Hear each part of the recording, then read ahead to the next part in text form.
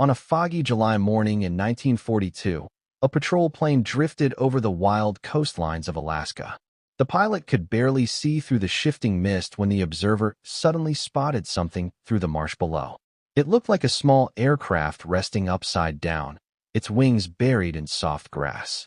As the crew drew closer, they noticed the red circles on the wings. It was not an American aircraft at all. It was a Japanese Zero, perfectly intact except for the overturned landing gear. For a moment, the crew refused to believe what they were seeing. Nobody expected a fully intact enemy fighter to be sitting abandoned in American territory, especially not one that had terrorized pilots from Pearl Harbor to the Philippines. That crash site would become one of the most valuable aviation discoveries of World War II. The abandoned fighter looked silent and harmless, yet inside it were answers to the Pacific War's most urgent mystery. Just a few weeks earlier, the Zero had belonged to 19-year-old Japanese pilot Tadayoshi Koga. He launched from the carrier Ryujo during strikes against Dutch Harbor. The Zero had earned a fearsome reputation by dominating early Pacific air battles with frightening maneuverability and long range. Koga and his section strafed the harbor, downed a patrol aircraft, and attacked survivors in the water. But during the mission, a bullet cut through an oil line on Koga's aircraft. The leak wasn't instantly fatal, but it gave him minutes at best before the engine seized entirely. Koga signaled to his wingmen and turned toward Akutan Island, which Japanese planners had designated as an emergency landing point. A submarine waited offshore to rescue downed aviators. From altitude, the island's open field looked safe and solid. Koga began his landing, unaware that the green grass concealed a waterlogged marsh. His wheels sank on contact. The aircraft pitched violently forward and flipped upside down. The crash broke Koga's neck instantly. His two wingmen circled helplessly, torn between strict orders and loyalty. Every Japanese pilot knew they were expected to destroy a Zero that fell into enemy hands. Its advanced capabilities were too valuable to expose, but they could not bring themselves to fire on their friend's aircraft while his body remained inside. Low on fuel and unable to land, they left the wreckage behind, believing a submarine would retrieve it. But the submarine never reached the aircraft. An American destroyer patrolling offshore forced it to abandon the search. Koga's Zero sat undisturbed in the marsh, silent beneath fog and rain, its secrets waiting for someone on the other side of the war. Nearly a month later, the American patrol plane happened to fly directly above the wreckage. The crew returned the following day with a landing team. The men waded through the soft ground and approached the inverted cockpit with rifles ready. Inside, Koga's body remained strapped in place. He had died instantly, without fire or explosion. The Americans carefully removed him and buried him nearby with full respect. Whatever the national conflict, the young aviator had fought bravely and deserved dignity. Once the burial was complete, the team turned to the aircraft itself. The Zero's smooth lines and elegant shape stunned the mechanics who examined it. Even upside down and damaged, the fighter looked agile and predatory. The first surprise came when they tried to lift sections of the wing. The material felt shockingly light. The skin seemed thin, almost fragile, and when tapped, it made a hollow metallic sound. Everywhere the mechanics looked, they found construction techniques centered around extreme weight reduction. There was no armored plate behind the pilot's seat, no reinforced cockpit, no heavy glass. The fuel tanks were simple aluminum containers with nothing to prevent leaks or fires. American fighters used self-sealing tanks made with layers of rubber and fabric that swelled shut when punctured. They were heavier, bulkier, and expensive, but they saved lives. The Zero had none of those features. It had chosen maneuverability and range over protection and durability. The more the team studied, the more shocked they became. Every American assumption about Japanese aircraft quality, that they were crude, imitative, or poorly built, collapsed the moment the Zero was examined. The fighter was a masterclass in lightweight engineering and aerodynamic efficiency. Nothing unnecessary remained. Everything was optimized for turning performance, climb rate, and extended range.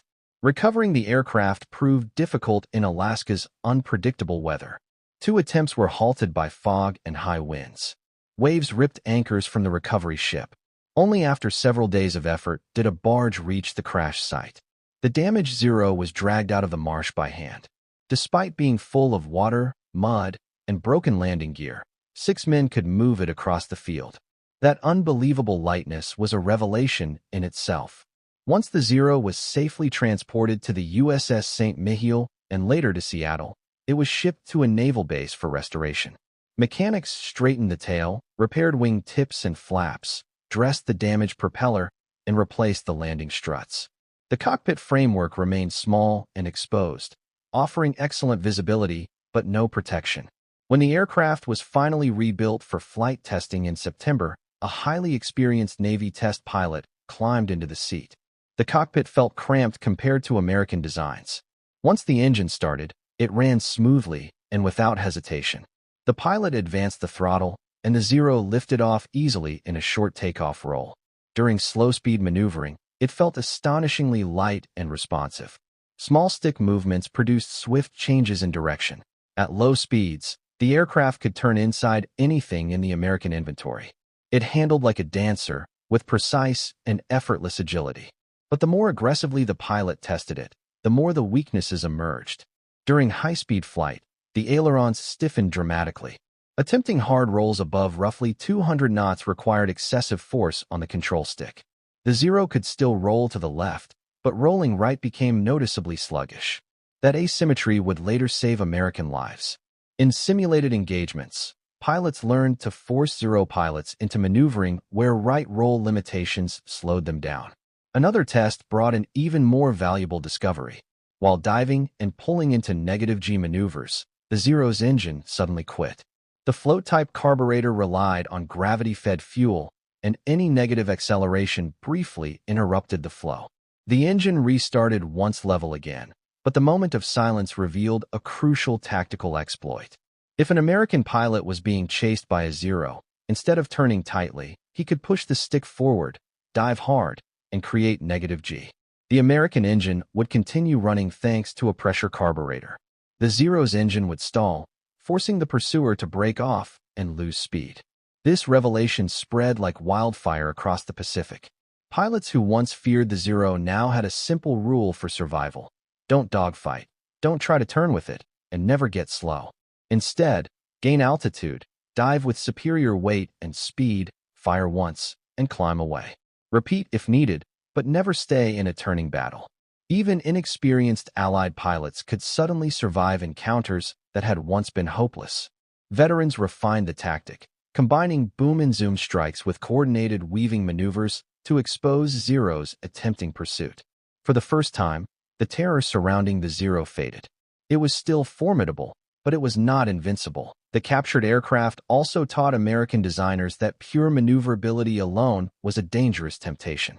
Japanese engineers had produced a superb offensive fighter optimized for early war surprise, but its lack of durability doomed any long campaign. American developers were already working on the F-6F Hellcat, but data from the captured Zero confirmed that a heavier, more protected aircraft could dominate at high speeds. The Hellcat entered combat with overwhelming power, self-sealing tanks, armor plating, and structural strength designed for boom and zoom fighting. Even if a Hellcat was shot up, the pilot could survive, bail out, return to duty, learn from mistakes, and improve skills. A Zero pilot rarely got a second chance. As the war continued, Japan attempted to add armor and enhanced fuel tank protection to later Zero models, but the available engines lacked the horsepower needed to compensate for the extra weight. The once brilliant maneuverability became sluggish, and the aircraft no longer held a decisive advantage. Meanwhile, American pilots grew more experienced, confident, and better trained with every mission. Japanese aviators, on the other hand, were lost permanently whenever their aircraft were destroyed. By mid-1944, attrition hollowed out Japan's pilot corps. Skilled veterans were gone, replaced by undertrained recruits facing elite American fighters with little chance of survival.